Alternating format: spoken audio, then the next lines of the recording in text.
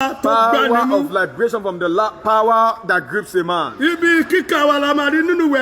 Our Bible text is from the book of Exodus, chapter 9,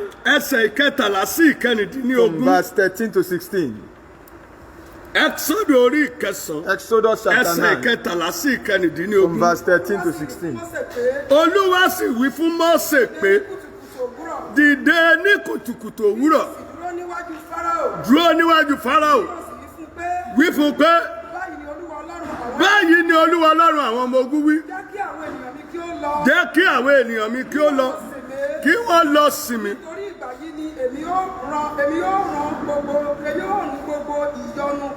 Nítorí nígbà yìí lèmi ó rán gbogbo ìyọnu sí ayé wọn àti sí ara àwọn ìránṣẹ́ rẹ̀ àti sí ara àwọn èèyàn Fáráò. Kí Fáráò lè mọ̀ wípé kò sí ẹlòmíràn bí òun Ọlọ́run ní ayé. Nítorí nísinsìnyí Olúwa lóhun ìbánáwó òun láti fi àjàkálẹ̀ àrùn lu Fáráò àti àwọn ènìyàn rẹ̀. Bẹ́ẹ̀ ni bá sì gé ọ kúrò lónìí lórí ilẹ̀ yìí, ṣùgbọ́n nítorí èyí pàápàá ni mo ṣe máa mú ọ dúró láti fagbára mi hàn lára rẹ àti kí a lè ròyìn orúkọ Olúwa dá gbogbo ayé. Hallelujah. Hallelujah. Hallelujah. Hallelujah. Agbára tó ń gbani lọ́wọ́ agbára tó gbani mú. Power of liberation from the power that grips a man. Níbí báyìí à ń sọ̀rọ̀ nípa agbára méjì. Here we are talking about two powers. Agbára àkọ́kọ́ ni agbára tó ń gbani. The first power is the power of liberation. Agbára kejì lágbára tó gbani And mú. the second power is the power that grips a man. Agbára Ọlọ́run òun ló ń gbani. The power of God is the power that liberates a Bẹ́ẹ̀ man. ni sà, agbára Ọlọ́run ló ń gbani. The power of God is the power Lọ́wọ́ that gbogbo liberates a man. agbára tó lè jẹ́ tó lè gbá ènìyàn From mú. whatever power that might grip a man. Lọ́wọ́ gbogbo agbára tó lè jẹ́ kó máa jẹ gàba lórí From ènìyàn. every power that may be holding authority Lọ́wọ́ over your gbogbo life. agbára kó gbá èèyàn mú kó di ènìyàn mú. From every power that may be holding onto Lọ́wọ́ your life. gbogbo agbára tó lè máa jàyàn lógun. From every power that may be standing as a battle Agbára against your Ọlọ́run life. ó ká ojú òṣùwọ̀n The power láti of God gbà àyàn jà. is capable to deliver a man. Láti gbà àyàn kúrò lọ́wọ́ agbára Is tó gbani mú. capable to liberate a man from every power that grips a man. Agbára kejì The second power òun ni agbára èṣù tó ń gbani mú. is the satanic powers that grip a man. Agbára Sátánì àtàwọn ọmọ ogun rẹ̀. Satanic power and his host Òun ni agbára tó ń gbani mú. are the powers that grips a man. Agbára tó ń gbani mú yìí This power that grips a ní man, gbogbo ìgbà ló máa ń dọdẹ àwọn ìran every ènìyàn. time he hunts for the generation of men. Ní gbogbo ìgbà ló máa ń fẹ́ láti gbé àwọn ènìyàn mú. Every time it hunts to grab people. Agbára tó ń gbani mú yìí kò respect anybody And sir. this gripping power of the devil does not Agbára respect tó ń gbani anybody. mú yìí kò mọ ẹnì kankan This yàtọ̀. gripping power of the devil does not Bó ti ń recognize gbá anybody olówó mú different. ló gbá ọlọ́rọ̀ mú. As it grips the rich, it also grips the Bó poor. ti ń gbá mẹ̀kúnnù mú ló gbá ẹni tí ò ní nǹkankan mú. As it grips the poor, it grips the Agbára tó ń poor. gbani mú yìí ó ń gbá obìnrin mú sà. This gripping power of the devil Ó ń grips gbá the ọkùnrin women. mú sà. It also grips the Ó ń men. gbá ọba mú sà. It grips the kings. Ó ń gbá pírẹsidẹ̀ntì mú It sà. even grips the president. Agbára Sátánì tó ń gbani mú. This gripping Mo power of máa the sọ devil, tẹ́lẹ̀ sáyé gbogbo I ẹ̀yin tẹ́ gbọ́ mi prophesy lálẹ́ to yìí. everyone hearing me. Tá a bá rí agbára kan tó ti If gbé there ẹ̀mú is tẹ́lẹ̀ any power tẹ́lẹ̀. that has gripped your Tá a bá rí agbára life Sátánì before. tó ti wà lákọ́lù ẹ̀ tẹ́lẹ̀. satanic power that has gripped your life Lónìí before, agbára Ọlọ́run ti ń gbani. today the liberating power of the Yóò living bẹ̀ God lórúkọ shall Jésù. liberate you in the name of Jesus. Mo fẹ́ fi àwọn àpẹẹrẹ kan wọ̀ wá. I want to show us some Ká lè instances mọ̀ wípé agbára kan ń gbani mú. for us to know that there's a power that can grab a Fún man. àpẹẹrẹ For instance, àwọn ọmọ Ísírẹ́lì. the people of Israelites. Agbára kan gbá wọn mú ní There is àkókò a tiwọn. power that sees them in Mo their own kọ́kọ́ time. fẹ́ ṣe àpẹẹrẹ kan fún wa. I want to give you an Ẹ jẹ́ ká wo illustration. àwọn ọlọ́pàá Let us check the bí wọ́n policemen bá mú ènìyàn. when they apprehend a man. Àwọn Yorùbá tẹ̀ máa ń pa lówe Even the Yoruba make it an adage. wípé ọlọ́pàá mú olóògbà tá àná And I ẹ̀. said the police caught you and Èwo said ló you kọ don't want ọlọ́pàá to go. pẹ̀lú yẹn tó bá ti gbé èèyàn mú. Once the police apprehend a man, Irú ẹni bẹ́ẹ̀ tó bá ti lè mú dé akóló wọn. whenever that person is in their court, Wọ́n á jù sí gadru room. Such person will be thrown into the Irú garden. ẹni bẹ́ẹ̀ kò ní nẹ̀tọ́ láti jáde. Such person will be thrown into the cell Kò and ní won't have the lóore opportunity ọ̀fẹ́ of láti coming ṣe out. ohun tó wù. Such person will have the limitation Wọ́n to lè do máa whatever kún he lójú wants. níbẹ̀. Such person might be afflicted in Wọ́n the lè cell. jẹ́ níyà Such níbẹ̀. person might be punished inside the Wọ́n cell. lè ṣe ohunkóhun tó bá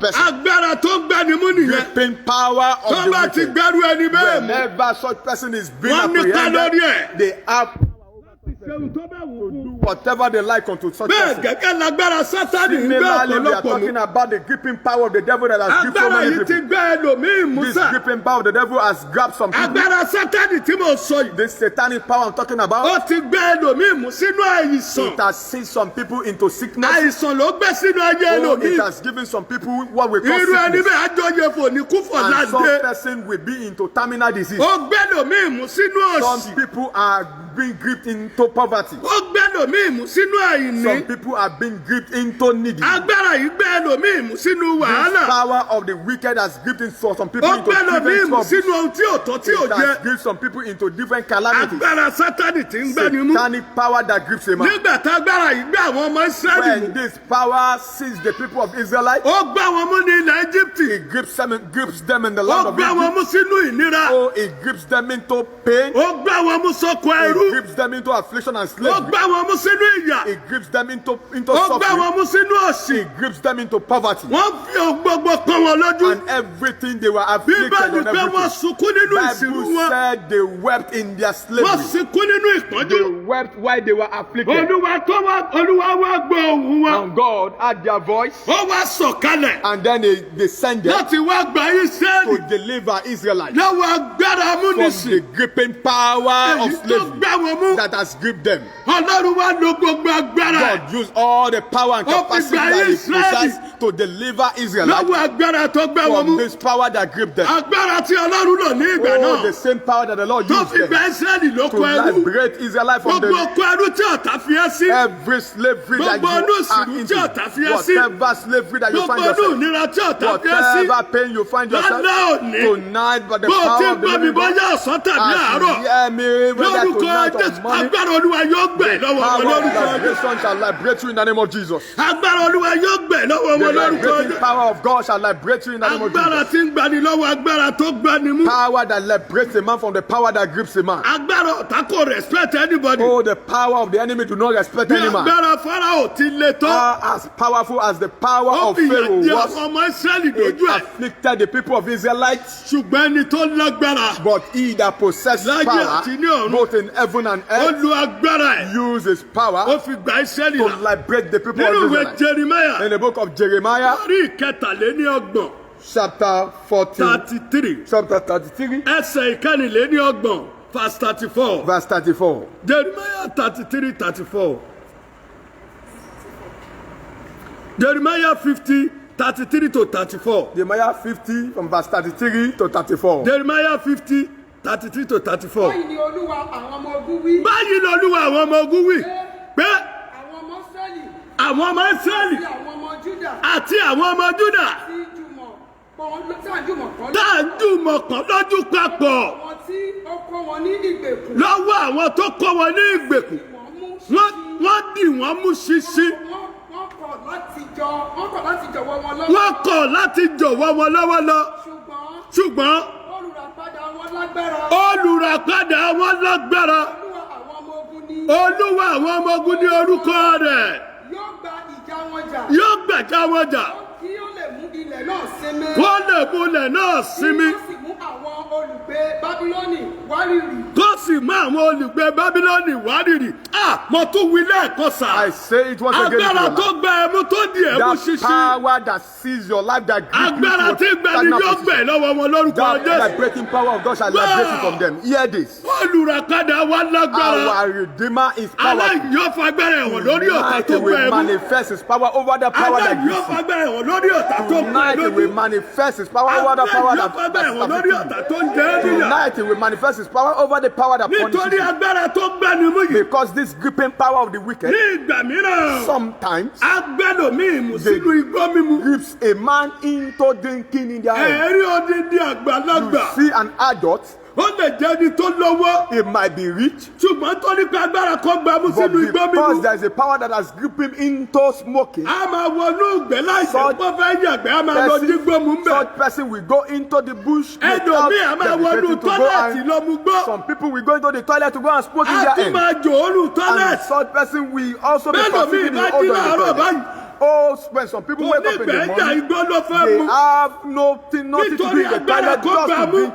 in their end. Because kò there ní is a wọ́rú power. òórùn tó ń máa jẹ níbi ilé There is ìyàgbẹ́. a power that has gripped kò ní them wò pé inú ìgbẹ́ tó ń fẹ́ without lọ mú gbọ́ yìí. perceiving anything.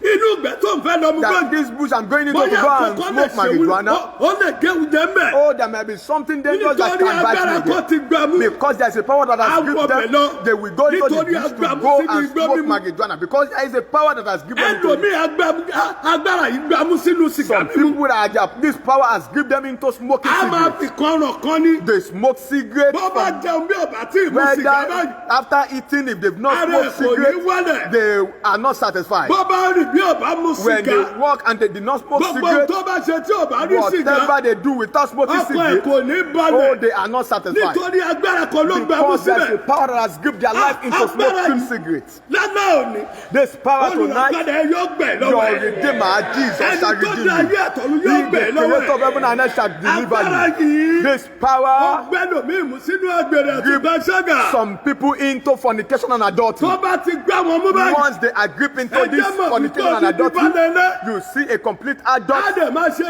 ìṣekúṣe káàkiri. oh, going into fornication wọ́n and máa adultery kọ̀ all lábùkù around. ládùúgbò. Such person might be embarrassed wọ́n máa around the sọ street. oríṣiríṣi ọ̀rọ̀ Such sí. person might be mocked odidi around ìyáléélé. the neighborhood. You see wọ́n máa some sọ women, oríṣiríṣi ọ̀rọ̀ sí. oh, they are being mocked because of this fornication and adultery. They enter into àwọn places èèyàn wò they wípé ought not to go to. máa wọnú ìyá yìí. People look at them and mock them and look ṣùgbọ́n at this agbára type kan ló of gbà mú woman. sínú But there ìwàkiwà is a yìí. particular power that has gripped them Bí into this agbára yẹn ò evil bá character. jùlẹ̀. If this power did not let go of their ìtìjú life, òní sí fẹ́lòmíì there mọ̀. won't be shame for some people any ẹlòmíì longer. àṣetọ́ ní ìgbà Some míì. people, after indulging in this evil á dẹ̀ bẹ̀rẹ̀ character, sí sunkún. they start òun weeping. lòun tún ṣerú nǹkan báyìí. Oh, how did I find myself Báwo in lòun this ṣe character ṣerú nǹkan again? báyìí láàyè. How did I allow this Ẹni tí ò again in my tó life? Somebody who is not up ẹlòmíì máa to me. lówó sà. Some people might be rich, ṣùgbọ́n torí agbára kan gbà mú. but yet because there's a gbogbo power that àwọn has tí gripped òjò them gorí ẹ̀ into ló máa máa gorí ẹ̀. those that ought not to lie Àwọn with tí them òjò will fi ṣẹ̀sín ló máa máa lie fi with them. ṣẹ̀sín. Those that ought not to mock ṣùgbọ́n them kò will mock ní lè them. gbára ẹ̀. But they will be unable to deliver themselves nítorí agbára kan ló gbà because mú. there is a power that has gripped them to ẹ jẹ́ mọ̀ pé that sin. agbára yìí Oh, you know this ó power gbé ẹlòmíì mú has gripped this some people sínú olè jíjà. into stealing. irú ẹni bẹ́ẹ̀ Such person, kì í ṣe pọ́nlẹ̀ yẹn mú it jà. is not they are willing to steal, ṣùgbọ́n agbára kan ló gbà mú. but there's a power that has gripped them into agbára stealing. yẹn wá bẹ̀rẹ̀ sí jẹ́ níyà. This power begin to make them suffer ó around. lè lówó lé. Some of them might be rich. ẹ̀mí yẹn tún ní kó lọ jíwọ́ sí òtó kan. This power might ask them to go and steal from Daddy, another ẹgbẹ́ mi person. sà. Hear me, sir. wọ́n mú obìnrin kan tọ̀ mí wá ní A ọjọ́ kan. woman was brought to me. tí madam ní mà. He was a very rich man. àtẹ̀bá ni ẹ tó lówó dáadáa. A very rich woman that has money. ẹgbẹ́ tó tẹ̀dé mo ní tẹ́ tó ó sún sẹ̀wọ́n When she was brought to me, she was dragging her feet on the ẹni ground. pé ó ní àìsàn I ẹsẹ̀. thought she had a disease ṣùgbọ́n on nígbà the tí leg. wọ́n lọ́wọ́ àtọkọ ẹ̀. But when she was brought to me, kí ni ìṣẹ̀lẹ̀ I màmá. asked both of them, she and her husband. ló bá sọ pé dáàdi ẹ má bínú sá o. I asked her, she said, Daddy, I'm sorry. bẹ́ẹ̀ ṣe eyín kan ti ká. One of his teeth Wọ́n is ti off already. lẹ́yìn ká. They've beaten her to that wọ́n lu extent. ẹsẹ̀ yẹn kọ́ ni. They beat the leg to stupor. lọ́lọ́hùn lówó lọ́wọ́. And she said, I have money, sir. bẹ́ẹ̀ ṣe róhùn yìí. As you are looking at me, sir, àgbo ọmọ lòun tẹ òun lówó àwọn èèyàn tó kóhun lówó. I have money alone. ṣùgbọ́n èmi kan agbára kan gbé òun But there musa. is a power that grips me, ẹ̀mí sir. yẹn kan déédéé wọnú That ilé. spirit will just enter wọ́dúrópù into it. méjì lòun ní. She has 2 wardrobes in the aṣọ house kúnú ẹ̀ ní. full of clothes. lọ́sàn-án gangan. In the afternoon, ẹ̀mí yẹn dẹ̀ ní kóhun lọ that jí aṣọ power ká. will ask him to àwọn go aṣọ tó and wọ́n ò lè steal clothes lọ́wọ́ ò from lè the wọ̀ line. sára. The clothes that she could àwọn not aṣọ wear herself. tóhun fi nulẹ̀ The nulẹ̀. some clothes that òun á dẹ̀ máa she lọ used as sí guard. kálọ̀sán She gan. will go out in the wípé afternoon to gbogbo go nǹkan and ṣẹlẹ̀ sí mi. steal. aṣọ lòun lọ jí ká. Oh, she said everything Wọ́n that ò happened to kúrò máa her, she was not aṣọ being kúnlẹ̀ lied àwọn ọmọ òun upon. ti dàgbà. She said her children ládùúgbò tó are ń now kọ́lé sí ní sà. adult. in the area where she òun built tó her lọ own ní house. aṣọ ká. She went there to Wọ́n go fi lóhùn and steal lójú òun. clothes. And that is how she Wọ́n was fi òun caught kádẹ́rí. and she was beaten. wọ́n tún lu ẹsẹ̀ She kọ́kọ́. was beaten until the leg was ó broken. ní kí n gbà ń lọ She fún said, sígbé. Daddy, please save me. agbára kan ló mà gbà There mú. is a power that gripped her. agbára kan gbà mú sínú There olè is a jíjà. deep power upon her that has gripped her agbára into kan gbà stealing. ẹlòmíì mú There sínú are some power ìtọ́lẹ̀. that has gripped some people into Odidi dead ìyá lẹ́lẹ́ wedding. tàbí You bá see lẹ́lẹ́. some adults, agbára yẹn gbà mọ́dé máa tọ̀ lẹ́. that power gripped them into agbára yẹn gbà dead ẹlòmíì wedding. mú Some people, the power has gripped them sínú gbèsè. into indebtedness. tó bá ti lè yá nǹkan báyìí kò Once ní they sọ. borrow something, they will never repay. ó gbẹ́lòmíì mú sínú That ọ̀sán. power has gripped some people ó into poverty. gbẹ́lòmíì mú sínú That ìṣẹ́. power has gripped some people into ó wretchedness. gbẹ́lòmíì mú sínú àìní. That power has gripped some people Lóde into bí aláàrẹ̀ need. lálẹ́. I want to ask bó you o ti tonight, gbọ́ mi mo bí as alẹ́. you hear me tonight, I níbo would like to lágbára ask you, ìgbà ìwọ̀ mú sí. where is that power? agbára wo ló ń lo pá lórí ẹ̀. Where is that? Where has àwọn ọlọ́gbẹ́ ẹmu tó lóun ò ní is dùn ẹ̀ that lẹ́. any power that has gripped you Allah and said will that power will not leave you? olùdáni rẹ̀ bẹ́ẹ̀ Tonight, láàyè. your deliverer is agbára yẹn here, máa tù ẹ́ lẹ̀ and lórúkọ he Jésù. will deliver you in the agbára yẹn name máa of Jesus. jáde nínú ayé ẹ lórúkọ That Jésù. power will come out of your life in the ṣùgbọ́n name mo of fẹ́ Jesus. sọ fún ẹ lálẹ́ I ìpẹ́. would like to tell you tonight olùràpadà rẹ̀ ń bẹ that láàyè. your Redeemer is alive. alágbára ni. He is powerful. yóò gbẹ̀ lọ́wọ́ He agbára òkú. will deliver you from every power that oppresses you. Jeremiah 50:34 nìkan. Jeremiah 50:34. Amen. Amen. Jeremiah 50:34. ṣùgbọ́n ká.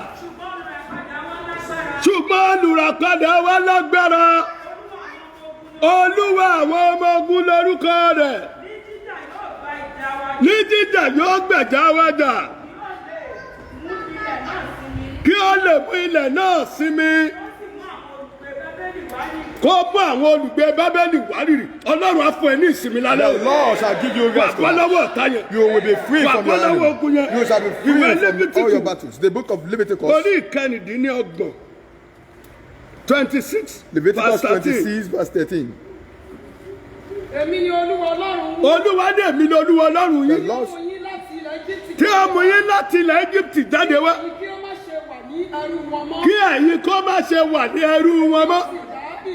èmi ó sì dá ìdè àjàgà yín. èmi ó sì dá ìdè àjàgà yín. mú yín rìn ní òró n ó sì mú yín rìn ní òró gangan hallelujah. Hallelujah. olùràpadà rẹ tó dágbára. Your Redeemer that is strong yóò dá ìdè ẹ lálẹ́. shall liberate you ajá tonight. ìdè ọ̀tá yẹn. He will count off ìdè every orí bondage of the búburú yẹn wicked. á já. That bondage of the wicked shall be àkàlẹ̀ yẹn destroyed. á já. That bondage of ìdè olè jíjà á já. evil things shall be destroyed. igbó mímu ó máa já. That bondage of stealing ìdè and sìkà mímu ó shall máa be já. destroyed. Bondage of smoking ìdè ọtí shall be mímu ó máa já. destroyed. Bondage ìdè àgbèrè ó of máa já. alcohol shall be destroyed. ìdè pẹ̀sàgà ó máa já. Bondage of fornication shall be ìdè destroyed. yahoo yahoo ó máa já sọnù ní ayé. Amen.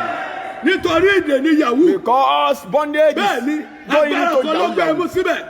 There is a power agbára that tí ò fẹ́ ó dàgbà has tí ò fẹ́ dùn power that ògbó. does not want you to grow old. agbára tó fẹ́ òkú láì tọ́jọ́. Power that wants you to agbára die. yẹn máa jù ẹ́ lẹ̀ lórúkọ Understand me? Jésù. That power will olùjáde wa lágbára. our Redeemer lives. olúwa ni orúkọ rẹ̀. He is God. ní jíjà yóò jà fún wa. He will fight for ní us. gbígbà yóò gbà wá. And he will deliver yóò us. gbà wá lọ́wọ́ òkùnkùn. He will deliver yóò us gbà from wá lọ́wọ́ darkness, ọ̀tá. deliver us from ṣùgbọ́n enemy. o But kó tó gbà ẹ́. before he can àfi liberate kó you, mọ olùdáǹdè yẹn. you have to know your Redeemer. àfi kó fàyè ẹ̀ fún. You have to give your life to that Tell Redeemer. olùdáǹdè náà. Who is that Redeemer I'm Òun talking ni about? Jésù Kristi. That is Jesus. fàyè ẹ̀ fún lálẹ́. Give your life to him. gbà gẹ́gẹ́ bí olúwa tó Accept lùgbàlà him rẹ̀. as your Lord and Savior. dúró nínú ẹ̀. Stand firm in him. òun nìkan ló gbà ní. He is the only one that can deliver a bẹ́ẹ̀ ni man. òun ni ọ̀dọ́ àgùntàn. He is the Lamb tó gbèjà wọn máa ń sẹ́ẹ̀lì. that fight for the people of bíbélì Israel. wípé Bible says, ilé-kílé tí agẹ́dẹ́ kan ìbárí the ẹ̀jẹ̀ náà. house where the angel of destruction kì sits yóò is man. jabẹ̀. Shall he ẹ̀jẹ̀ ọ̀dọ́ àgùntàn tí í ṣe Jésù Kristi. The blood of the Lamb, which is ọ̀dọ́ Jesus. àgùntàn tó kó ẹ̀ṣẹ̀ The aráyé blood lọ. of the Lamb that take away our ilé sin.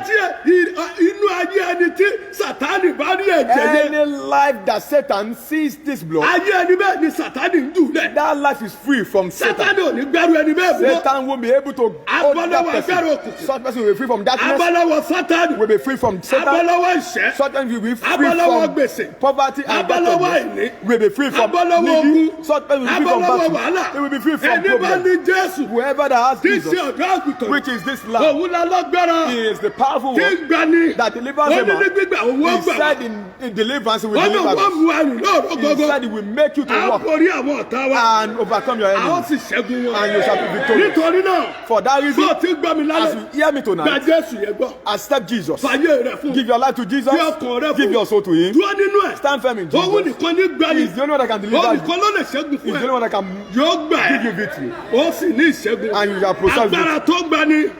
Lọ́wọ́ agbára tó gbani mú. Power of liberation from the Lálẹ́ power ìwọ tún bí that grips ẹlẹ́rìí a man. lẹ́ẹ̀kan sí. I want to ask you Irú tonight, agbára wo ló gbà wò what mú? is that power that grips you? Irú agbára wo ló di ẹ̀mú What is ṣíṣí? that power that sees you? Lálẹ́ Tonight, ó máa gba ìtúsílẹ̀. you shall receive your deliverance, Ìyanu ẹ̀ máa tẹ̀ and lọ́wọ́. your miracle shall reach Ẹ you. jẹ́ gbàdúrà. Shall we pray? Ẹ dá dìde dúró. Let's rise to our Ká feet. gbàdúrà sí ẹni tó láyé ọ̀tọ̀. Pray. Mo fẹ́ kó fi gbogbo agbára ẹ gbà. All your power, pray. Olúwa.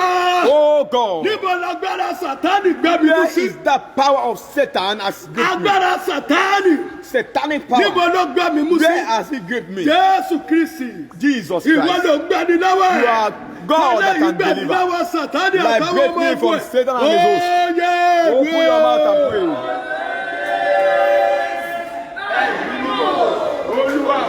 Ẹ gbàdúrà. In the name of Jesus. Olúwa gbà.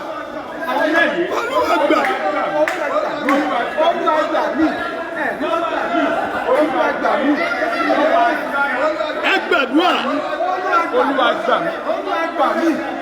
Ẹ gbàdúrà. Jésù Olúwa wa. Ẹ̀ṣẹ̀ ló lágbára jù sà. Sin is the greatest, sir. Ó lè gbẹ́lòmíì mú sínú igbó mímu. Can grip some people into smoking Ó lè marijuana. gbẹ́lòmíì mú sínú sìgá. Can grip some people into Á smoking cigarette. gbẹ́lòmíì mú sínú ọtí. Grip some people into Odindi balẹ̀ ilé drinking of alcohol. Adẹ̀mú tí a tún tọ̀ lé. an adult will drink alcohol to Odindi stupor. ìyálé ilé amú tí a tọ̀ An lé. adult will drink alcohol to stupor. Atúrẹ̀ ní òhò níta Some gbangba. people will naked themselves. When they, Agbára kọ́ ló gbámú. some people is gripped by Odindi this ìyálé power. ilé wọn lọ mú lábẹ́ ẹni tí ò yẹ kó mu. You see some women called report doing Odindi fornication. bàbá big man You wọ́n mú see some lábẹ́ men ẹni tí ò yẹ kó kamọ́ náà máa Caught kamọ́. doing fornication. Wọ́n fi ṣẹ̀sìn wọ́n fi They will be ṣẹlẹ́yà. mugged around. Agbára kan ló gbámú. These are power that has gripped them. Ìwọ náà mọ̀rú agbára tó gbé You know mu. the kind of power that has gripped you. Sọ fún Olúwa. Tell Jesus, Agbára tó gbé mi mú màrí. that power that gripped me, this is it. Jẹ́wọ́ ẹ̀fọ́ Olúwa lálẹ́. Oh, I want you to Ìbínú tell mà ló God. gbá mi mú. There is a power that has gripped Agbára me into ìbínú ló anger. gbá mi mú. Oh, the power that has Ìbínú gripped me ẹlòmíì into tó bá anger. ti bò lójú Some báyìí. people anger when they are Abínú kọjá overcome by àlàjá it, ti bá kọjá. they are going to anger, Ìbínú kò jẹ́ kí ìrìn ẹlòmíì ó tẹ̀ lọ́wọ́. and this does not allow them to receive Ìjà their ní blessing. sẹ́lòmíì. Some people it is fighting. Wàá sọ fún Olúwa. You tell Jesus, Olúwa gbà mí lọ́wọ́ ẹ̀. Lord, deliver me. Ó di yíyàn ní tèmi. My own is malice. Irọ́ pípa ní My tèmi. own is life. Olúwa gbà mí lọ́wọ́ Lord, agbára tó deliver gbà me mí mú. from power that Ó yá gives me. àdúrà.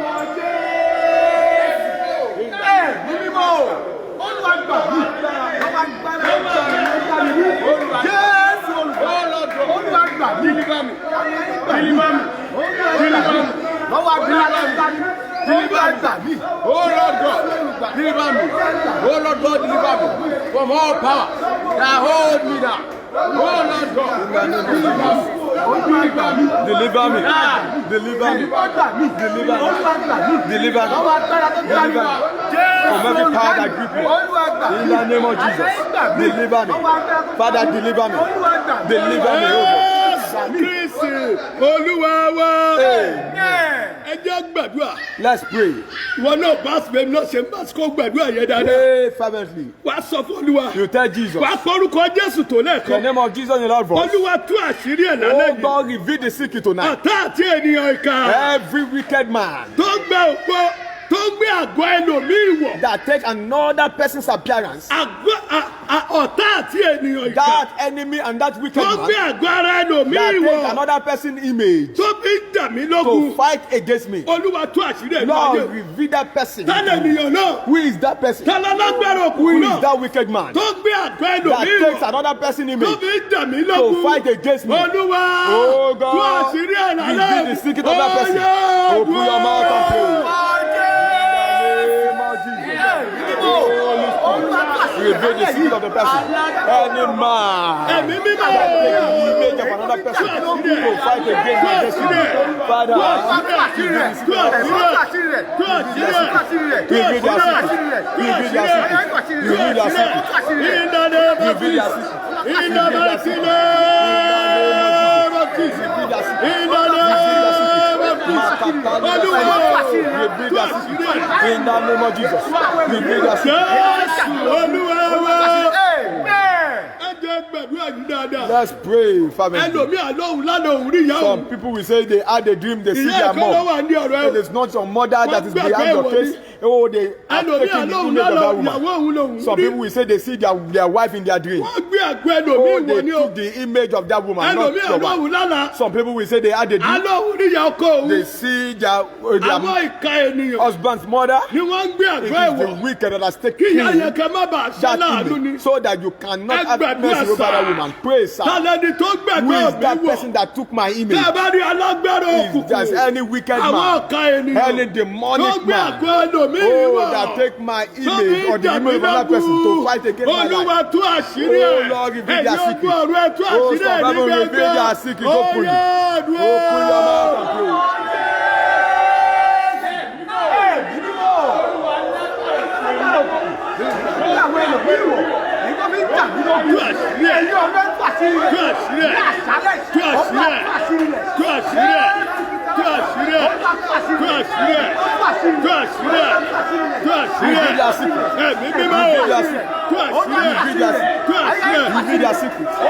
Reveal their secret. In the name of Jesus. Reveal their secret. In the name of Jesus. Reveal their secret.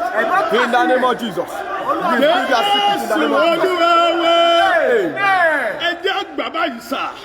Lord, destroy them by the sword of fire. Destroy them by the sword of fire. That callous wicked man that take the image of an animal, oh, to fight against me. Oh, stop evil. Use the sword of fire to destroy them. Oh, by the mouth of man, open your mouth and pray.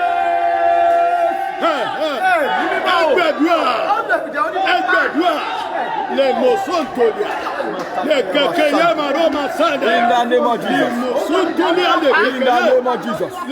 Destroy them by the sword of fire. Destroy them by the sword of fire. In the name of Jesus.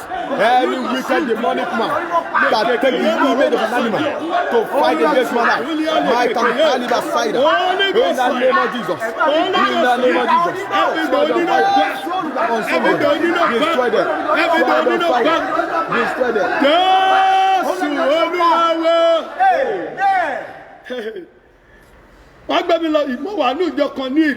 I was in a particular church in Lagos. I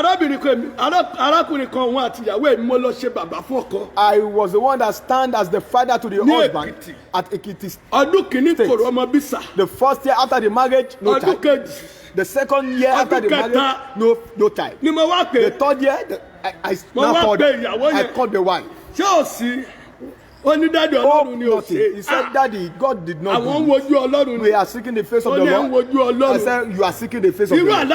What kind of dream did you dream? He said, I don't used to dream any dream. Oh, I don't have any evil dream. What kind of good dream have you had? Or don't you have dream? She said, she do dream. Daddy, the kind of dream I used to have is this. You see, Lagosians, when the dream that I had is this. Why I did not count it. Why I did not give it to me is this. After the intercourse between me and my husband, I see my husband again in the dream having an intercourse with me. Having an intercourse with me again in the dream. And that is why I thought we had the same thing we had in the physical. I see it in the dream. Why did you keep this 3 years ago? 3 years ago. She said, Daddy, call your husband. 7 days. Let's pray 7 days prayer. Then we go into prayer. lájọ gbẹ̀dú ọjọ́ We méje. pray 7 days prayer Lẹ́yìn ọjọ́ together. méje sà. After the 7th Mo ní day, kó padà I lọlé. said, go back home. Lọ́ba padà lọlé lòun àtọkọ ẹ̀ went back home. lájọṣepọ̀. She and her husband Wọ́n had ṣe an intercourse. lájọṣepọ̀. After the intercourse between Lẹ́yìn her tó and the bá husband, lájọṣepọ̀ yẹn bá tún dé. then in the dream, the person that had an intercourse with her in the dream Lọ́ba came tún kí again. mọ́lẹ̀ ló tún bá So lájọṣepọ̀. the person had an Ó nígbà intercourse with tó her kù in the dream. dẹ̀dẹ̀. She said when they got to a point Tó ń rìlíìsì òun that lára. the man will Ó release lẹ̀mí it to yẹn sọ her, fún un pé kóun the yẹ̀ tí òun. that spirit said she should just shift a bit. Bó ṣe yẹ̀dí. As she shifted a bit, ló bá da nǹkan ọmọkùnrin ẹ̀ sílẹ̀. then she saw the man's Ó semen ní lòun wá on the wo ground. nǹkan She said ọmọkùnrin tó dà á lẹ̀. she saw the man's semen on the ground. Àgékù rí. What she saw was Àgékù igi. a broken iron, Àwọn broken nǹkan dáadáa. everything that were not good. Tí ò tẹ̀ ṣe é rí. Evil materials that were not Ó wá good. yọjú sí She bẹ́ẹ̀. saw them and she faced the man. Àtàyé. That brother Ṣé o Taye, tẹ́ dà sí mi lára tẹ́lẹ̀tẹ́lẹ̀ rẹ̀? is this what you Ó tẹ́ dà sí mi lára ní gbogbo ìgbà is rẹ̀. it the semen that you drop into Lọ́ba my sọ body? wípé ó ní lẹ́nu yẹn bẹ́ẹ̀ pé. Then the man just Ó laughed. ní ohun ọmọ tó wá sọ pé ìkànnì lórúkọ ńlá She Jésù. now uttered the statement that in Ìyá the name bẹ́ẹ̀ of kálẹ̀ ṣe Jesus, fún. you are doing this to Ó ní me. bẹ́ẹ̀ ni yẹn ṣe yí She padà. said that person just Ló transformed di ọkùnrin dúdú gidigba. and transformed into a Lórí very giant ló ní man. mo fi ẹ́ náà And she lónìí. laughed, the person Bàbá fi ẹ lọ laughed and said, àjọṣepọ̀ I alátọ́ leave lónìí. you, our relationship Kò is mú over. oṣù today." yẹn jẹ tóbi lójú. That month, the woman got Ẹgbàdúrà. pregnant. Let's pray. Ta ló gbẹ́gbẹ́ èrò kò Who is wọ̀? that person Ta that ló take the gbé image of pàtó an níwọ̀? animal? Who is that person that Tó fi take the jayé mi image náà. of a mysterious Tó fi animal? jayé mi That lẹ́nu. use that image to Ogun fight against my life. ọ̀run. Oh, stop Ẹbí ni oníná pa. Destroy them by Ẹbí sword ni of oníná fire. pa. Destroy them by the sword of Tí bíbélì bá fire. wà lọ́wọ́ ẹ máa If fi you gbé. have your Bible with Ẹbí you, ni oníná carry pa. it and Ẹbí say, pa. I destroy you by the sword of fire. Open your mouth and pray. In the name of Jesus. Ẹbí dọ̀pá. Gbogbo ẹni tó gbé ẹgbẹ́ ẹranko wọ̀. Gbogbo ẹni tó gbé ẹgbẹ́ ẹranko wọ̀. Ẹbí jayé òun lè ẹbí dòní ọ̀pá. Ẹbí pa. Ẹbí pa. Ẹbí pa. By sword of fire. Destroy them. Destroy them. Destroy them. Destroy them by sword of fire. In the name of Jesus. Jésù Olúwa wa. Gbé ọwọ́ ọ̀tún ẹ̀ sókè. Raise up your right Mo hand dúró wherever you nínú are. àṣẹ Kristi I Jésù. stand in the authority in the name Mo of sì Jesus. rán àṣẹ ọ̀rọ̀ And I jáde. decree with authority. Gbogbo ẹni tó gbé àgọ́ ènìyàn Any bí man taking the image ẹni tó of gbé another àgọ́ person. ènìyàn wọ̀. Any man taking the Tí wọ́n máa ń image lé ẹ lójú oorun. of another person Tí wọ́n máa ń bẹ pursuing your dream, lájọṣepọ̀ lójú having oorun. an intercourse Ẹni between tó your gbé dream, àgọ́ ènìyàn bí whoever ìwọ̀. that take the Tó image of fi another yọ̀ dà person, sí ẹ. oh, Tó fi appearing to yìn you ẹ́ in your níbọn. dream, Ẹni tó gbé àgọ́ ènìyàn wọ̀. whoever that take the Tí image wọ́n of fi another dùn ẹ̀ tí person, wọ́n ṣe é síkàsíkà. oh, that Tí wọ́n made fi them dààmú to ayé ẹ. afflict you in your Gbogbo dream, ẹni tó gbé àgọ́ ènìyàn wọ̀. whoever that take the image of another person fighting against you, Agbára Olódùmarè. host of heaven, Agbára power of Jésù the Lord Kristi. Jesus, Ó yẹ fìdí oníná pa. destroy them by the name of Jesus.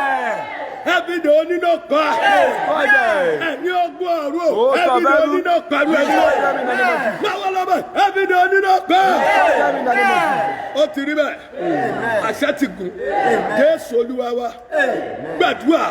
Pray. Olúwa fagbára tó fi ń jẹ Ọlọ́run. The power that makes you to be a God, Fi padà lónìí. use it to transform me today Kó o sọ́ di àròkò ire. and make it a mark of goodness. Fi padà lónìí. Use it to transform it Kó o sọ́ di àròkò and ire. make it a mark of goodness. Àròkò. Every mark, Àṣetì. every label Àfààtò. of inability to make it, Orí búburú. unprofitness, every Gbèsè. mark of Tí òkùnkùn pa sí ayé affliction mi. and indebtedness in my Tí life, wọ́n pa sínú ilé mi. every label wọ́n of pa the sínú iṣẹ́ wicked mi. in my business, in Gbogbo my job, àròkò búburú. every evil Tí a label pa sínú ayé mi. upon my Tí a pa life, sínú ẹbí mi. upon my Tí destiny, a pa síṣẹ́ ìránṣẹ́ upon my mi. family and Tí business, ò jẹ́ káyé mi ó that ní does not allow túmọ̀. my life to be meaningful. Olúwa pa àròkò náà dànù. Lord, Kó transform o that sọ́ di label àròkò ire. and make it a label of Agbára goodness. ìyípadà. Power of Ó God's yẹ kí transformation. àròkò náà padà. Transform that evil Sọ́ di label àròkò ire. and make it a label of Sọ́ di goodness. àròkò ọlá. Make it a label of Sọ́ di àròkò wealth. Make it a label of Sọ́ di blessing. àròkò Make it a ìgbéga. label of promotion. Open your mouth and begin to pray. Ẹ̀yin ọ̀run ẹ padà. Àròkò wo lọ tàbí sí mi lára? Àròkò wo lọ bá nítorí ayé mi? Àròkò wo ló bá mi gbé? Àròkò wo ló bá mi sùn? Àròkò wo ló bá mi Evil sùn? label over my life. Tó dùn àná bá mi. Evil label over my life. Àròkò ibi wo? Oh, be consumed by fire in your life. Every evil label of indebtedness, every evil label of demotion, every evil label of inability to make it, every evil label of suffering, every evil label of financial wastage, in the name of Jesus, be consumed by fire. In the name of Jesus, be consumed by fire. Be consumed by fire. Be consumed by fire. Be consumed by fire. In the name of Jesus. Be consumed by fire. Be Jésù Olúwa wa. Mo pa ní àṣẹ. I decree in the name of Mo fi Jesus. àṣẹ Olódùmarè. By the authority Mo of the fi kí Lord. gbogbo àròkò. Tí ọ̀tá pa sínú ilé. Every evil Tó pa síbi label iṣẹ́. over your house, Tó pa over síbi your ọjà job, ẹ. over your Tó pa business, síbi okòwò. over your place of Gbogbo work. àròkò tó wà lára Every ẹ̀ tó. evil label on your body. Tó jẹ́ ibi ló mú wá. Oh, that brings evil Gbèsè to ló mú you, wá. that brings indebtedness Àìní unto ló mú you, wá. that brings needy Gbogbo unto àròkò you. tí wọ́n pa sí iṣẹ́ Every evil ìránṣẹ́. label in the Tó your jẹ́ ministry kí iṣẹ́ ìránṣẹ́ that does not tẹ̀síwájú. allow your ministry to move forward. Today, Agbára Jésù. that evil Ó yẹ label kí padà di àròkò. transform into the label Ó of yẹ prosperity. padà kó di àròkò ire. Transform into the label Kó of di goodness. àròkò ọlá. Transform into the label Kó of di blessing. àròkò ọrọ̀. Transform into the label Kó of di wealth. àròkò ìgbéga. Transform into the label Ó of ti rí greatness. bẹ́ẹ̀. So shall it be. Àṣẹ ti gùn.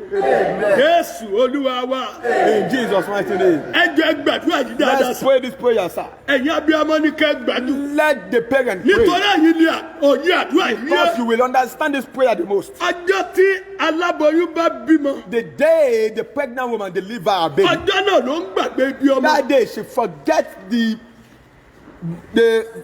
placenta. Ọjọ́ tí aláboyún bá bímọ. The day that a woman give birth, Ọjọ́ náà ló ń gbàgbé ibi tí ọmọ that gbé day she wáyé. forget the placenta that she brought. Olúwa Oh God, má jẹ́ kí ayé ó gbàgbé mi. do not allow the wicked, the enemy, Bí abiyamọ ti ń gbàgbé ibi ọmọ. do not allow life to forget me. Má jẹ́ kí àwọn èèyàn tó yẹ kó rántí mi ṣe Do not lóore. allow helpers that are supposed to Má remember jẹ́ kí me wọ́n gbàgbé mi. to forget me. Bí abiyamọ ti ń gbàgbé ibi ọmọ. Like the women forget Kí the ìrántí ẹ̀ placenta mọ́. without remembering it. Olúwa Oh má God, jẹ́ kí ayé ó gbàgbé mi. do not allow the man helpers to forget me.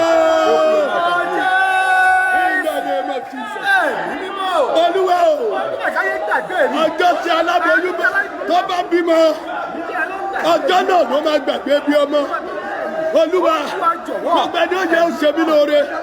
Gbogbo ẹni ó yẹ ó ṣe mí láàánú. Gbogbo ẹni ó tó ẹ̀kọ́ rántí mi láti fà mí gòkè. Má jọ gbàgbé mi. Má jọ gbàgbé mi. Jọ rántí mi. Má jọ gbàgbé mi. Do not allow my helpers to forget me.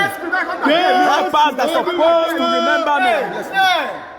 Jésù Olúwa wa. Amen. Ìkejì ọmọ ni wọ́n ń pe ibisà. The second of a child is what we call the placenta. Bẹ́ẹ̀ yóò bá fẹ́ bímọ. When you want to give birth to a Tí child ò bá ní ìkejì ọmọ. without that Mi placenta, ìmọ̀ bó ṣe máa I ṣàyẹ̀ don't sísà. know how you are going to make Ọmọ ò ní wáyé kó má gbé it. ibi A wáyé child will sà. never come into life without a Ṣùgbọ́n ọjọ́ tó placenta. bá táláboyún bá But ti the bímọ yẹn day báyìí. that a pregnant woman delivers her Aláboyún baby, yẹn jẹ́ ẹ̀ ló ti gbàgbé ibi. that day the pregnant woman will Tó forget the bá ti lè gbé placenta. kúrò lẹ́gbẹ̀ẹ́ rẹ̀. Once the placenta is taken away Ọmọ from nìkan ló her, dẹ̀ máa rántí. the only thing she remembers is the child.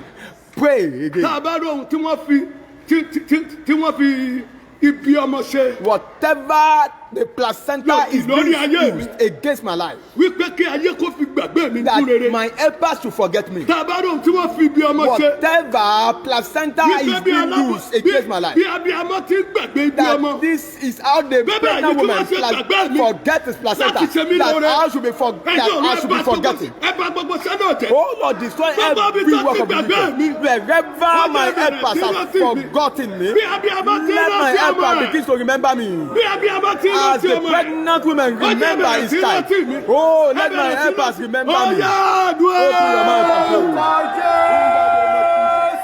Yes. Ẹ gbàdúrà. Ẹ gbàdúrà. Oh God. Ẹ gbàdúrà. Whatever work, Ẹ gbàdúrà. whatever Ẹ wicked gbàdúrà. work that the enemy might use with the placenta of the woman, that they said as the women forget the placenta after giving birth, that my helpers will forget me. Today, Father, destroy such work in the name of Jesus. Destroy such work in the name of Jesus. Jésù Olúwa wa. Ẹ jẹ́ àgbà báyìí lẹ́ẹ̀kẹta. Let's pray the third time. Ọmọ kì í délé ayé tán.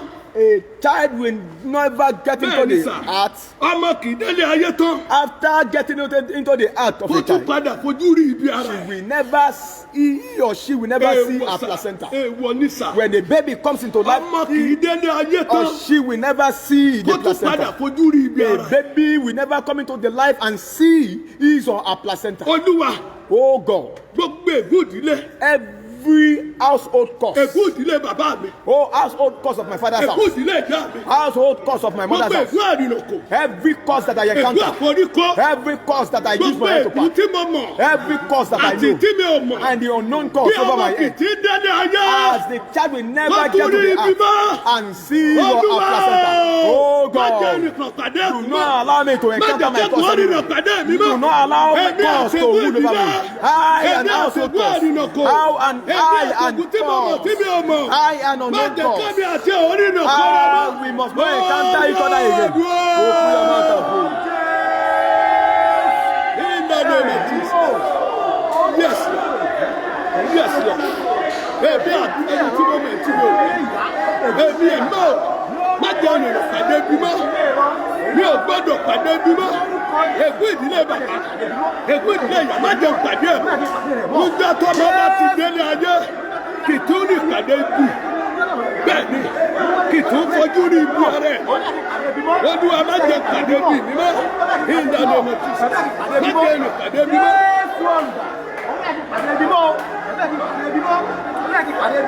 In the name of Jesus. Jésù Olúwa wa. Amen. Orin kan wípé A song says, oṣù mẹ́sàn-án ni mo gbé pẹ̀lú ibi nínú ìyá mi. Àṣẹ Olúwa ló dà mí yà ibi. Má jẹ́ rí ibi mọ́ o láéláé. Oṣù mẹ́sàn-án ni mo gbé pẹ̀lú ibi nínú ìyá mi. Àṣẹ Olúwa ló dà mí yà ibi. Má jẹ́ rí ibi mọ́ o láéláé. Oṣù mẹ́sàn-án ni mo gbé pẹ̀lú ibi nínú ìyá mi. Àṣẹ Olúwa ló dà mí yà ibi. Má jẹ́ rí ibi mọ́ o láéláé. Oṣù mẹ́sàn-án ni mo gbé pẹ̀lú ibi nínú ìyá mi. Àṣẹ Olúwa ló dà mí yà ibi. Má jẹ́ rí ibi mọ́ o láéláé. Má jẹ́ rí ibi mọ́ o láéláé. Má jẹ́ rí ibi mọ́ o láéláé. Má jẹ́ rí ibi mọ́ o láéláé. Má jẹ́ rí ibi mọ́ o láéláé. Má jẹ́ rí ibi mọ́ o láéláé. Má jẹ́ rí ibi mọ́ o láéláé. Má jẹ́ rí ibi mọ́ o láéláé. Má jẹ́ rí ibi mọ́ o láéláé. Má jẹ́ rí ibi mọ́ o láéláé. Má jẹ́ rí ibi mọ́ o láéláé. Má jẹ́ rí ibi mọ́ o láéláé. Má jẹ́ rí ibi mọ́ o láéláé. Àṣẹ Olódùmarè. it is the authority of God.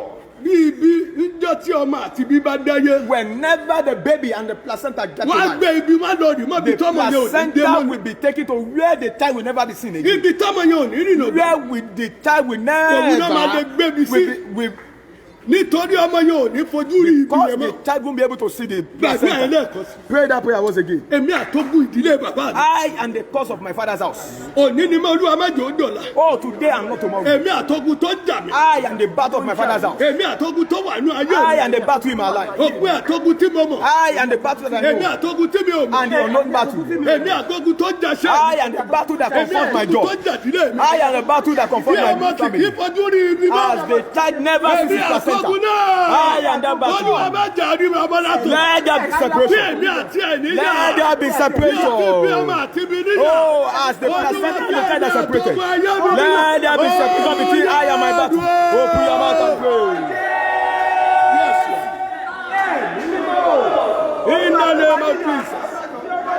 Yes, Oh God, my Father.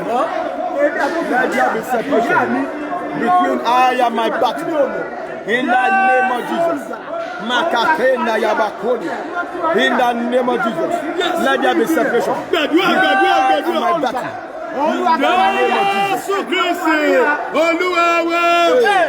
Àwọn yẹn sọ náwó ọ̀tún sókè. Raise up your right Mo hand. bá a ní àṣẹ I decree fún gbogbo ẹni tó ń wò mí. for everyone watching Àtẹni tí ó tún wò mí. and those are going to watch this Nígbàkigbà tó tún wò platform. mí. Whenever I'm going to watch this platform, I Gbogbo decree ogun tẹ́ rí títí di ọjọ́ every òní. battle you see until now. Bẹ́ẹ̀ ti fojú rí ibi ayé As ibi tẹ́ gbé wáyé mọ́. never see your Bẹ́ẹ̀ ni placenta. fojú rí You ogun náà pẹ̀lú will never orúkọ see that Jésù. battle anymore in the name of Jesus. ẹ̀yin àtẹ̀gùn ìdílé bàbá. You and the cause of your father's house. You and the cause of your mother's house. You and the cause of your encounter. You and the cause you know and the unknown cause. As the child will never see his placenta. Oh, as the child will never see his placenta again.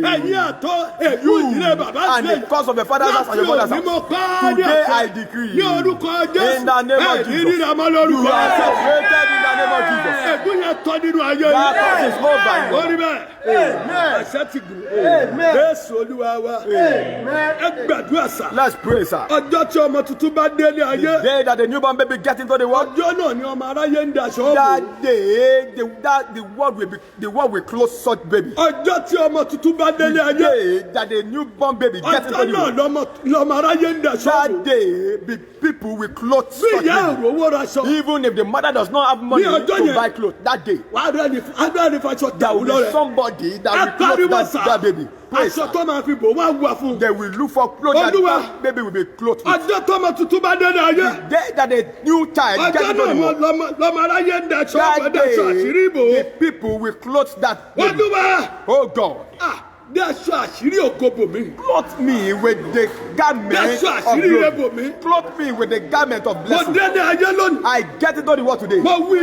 I'm decree today. I make myself a newborn baby today. People that ought to clothe me. Locate me and clothe me with blessing. Clothe me with blessing. Clothe me with mercy. Open your mouth and pray.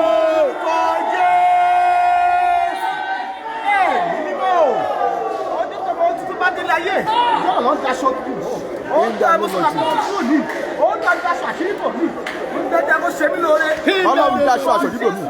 Ọjọ́ tọmọ tuntun bá délé ayé, láyé ń daṣọ àṣọ̀dìbò. Ọlọ́run daṣọ àṣọ̀dìbò mi. Aṣọ àṣírí ọlá, aṣọ àṣírí ọwọ̀, aṣọ àṣírí ṣeré, aṣọ àṣírí ìgbéga, aṣọ àṣírí ọwọ̀, aṣọ àṣírí ìṣeré. Ọlọ́run dàbò mi. Àìkà fóònù Màsáìdà, Màkàtẹ́yìn náyà kiri bà fóònù. Ọlọ́run daṣọ àṣírí mi. Jésù Olúwa wa. Pray this way. Pray this way. Tell the creator of heaven and earth. Oh God. The day that the newborn baby gets into the world, that day the people will clothe such baby. Oh God, here am I. Clothe me with the garment of blessing. Garment of blessing that will never allow my secret to be open to the world. Garment of blessing that will not let me to suffer any good. Clothe me with the garment of prosperity. Open your mouth and pray.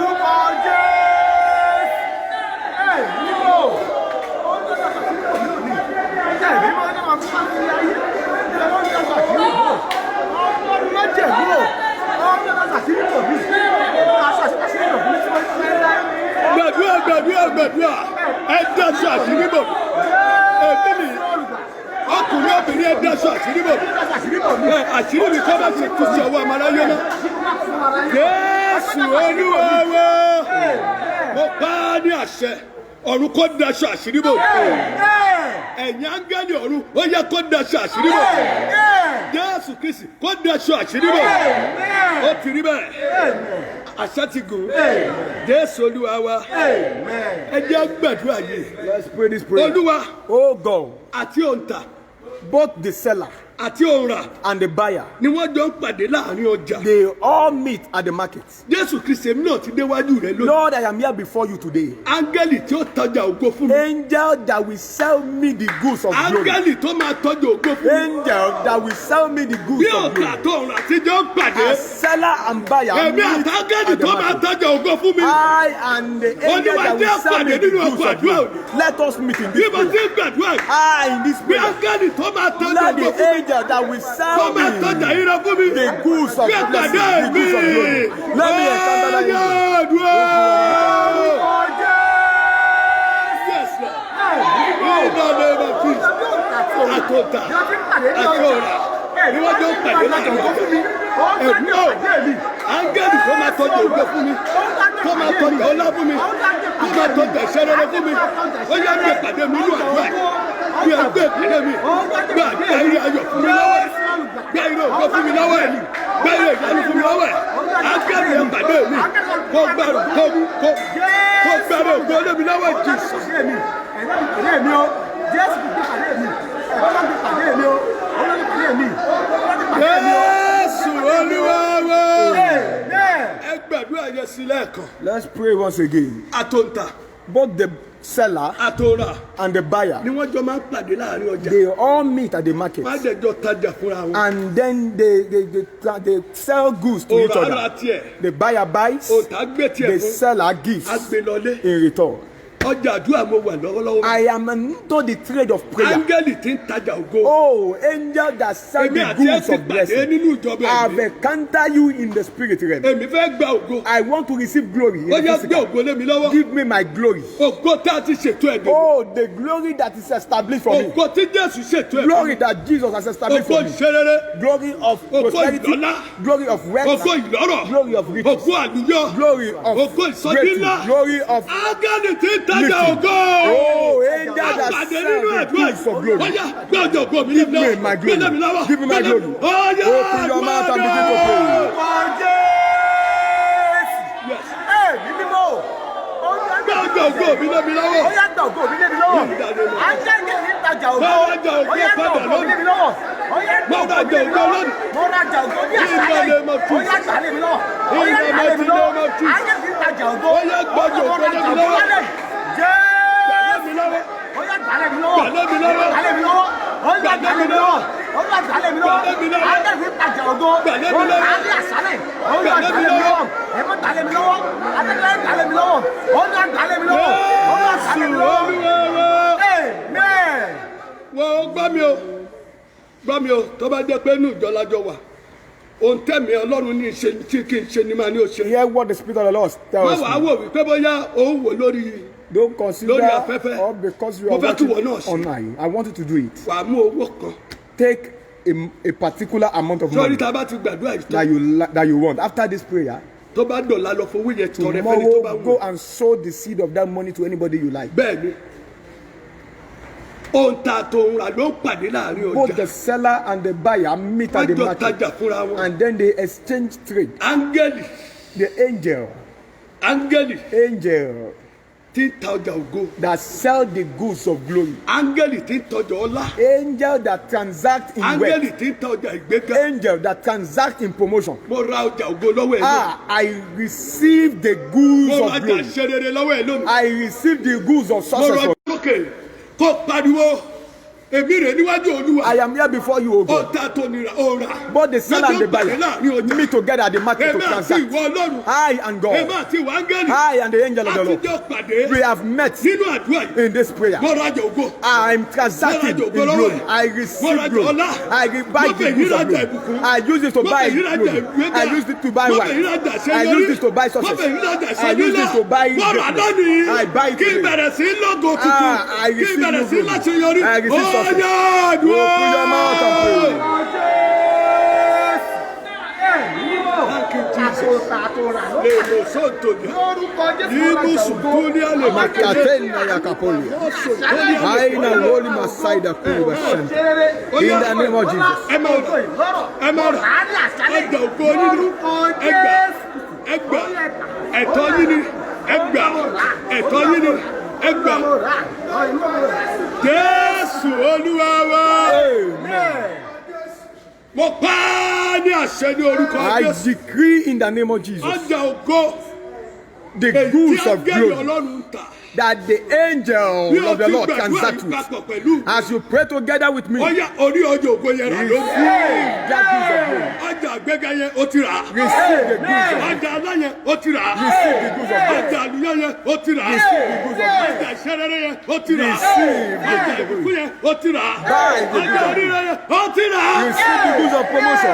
bẹ́ẹ̀ fún ẹ. So shall it be. Kò látàkò. It is endorsed. Kristi Jésù Olúwa wa. In Jesus' mighty name, our Lord. Amen. Lọ́fọwọ́ yẹn tọrẹ fún aláìní. Go and give the money to the needy. Tọrẹ fún aláìní. Give the money Ògo ẹ ti to the bẹ̀rẹ̀ ní needy. tuntun Your lórúkọ glory Jésù. has begun in the name of Amen. Jesus. Èmi tí Amen. mò ń gbàdúrà fún I ẹni ni speaking to ìránṣẹ́ Ọlọ́run. you. I'm Pastor Pásítọ̀ Olúṣínà Olúyinká. Olúṣínà Olúyinká. Mo wà ní ìlú Abẹ́òkúta I'm in the city of ní Abeokuta. Mile 2 Along my ní two, ọ̀nà Randa. along Christian University area. Jọ̀wọ́ tó bá ti Randa. dé Láfẹnwá Once you get to Lafenwa, sọ pé ó lọ sí Mile 2. tell them you are going to Christian Béèrè University. jọ the Exceeding God Ask Gospel for Assembly. Exceeding Gospel Assembly. Jọ̀wọ́ please. bó bẹ́ẹ̀ ọdẹ fẹ́ ń béèrè kan tàbí ó fẹ́ mọ̀ sí. Perhaps you want to know more. pèmí sórí nọ́mbà yẹn. Call me on the number on bóyá the Ọlọ́run fi nǹkan platform. kan sí ẹ lọ́kàn.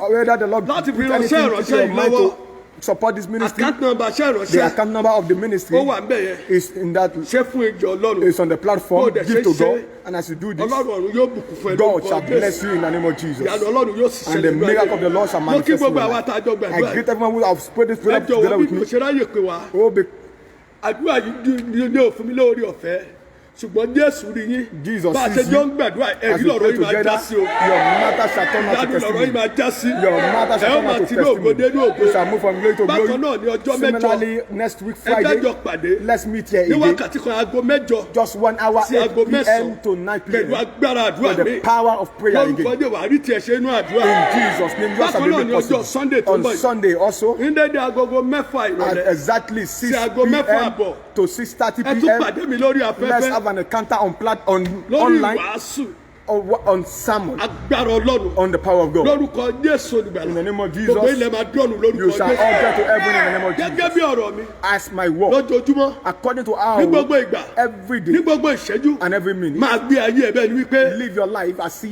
Jésù máa dé Jesus will come láàrin wákàtí kan within an hour. Jésù máa dé Jesus will come láàrin ìṣẹ́jú kan within a bó second. ṣe ń ṣe yìí For that ìyanu ẹ̀ reason, tẹ̀ lọ́wọ́ as you are doing God this, bless you the Lord Jesus. bless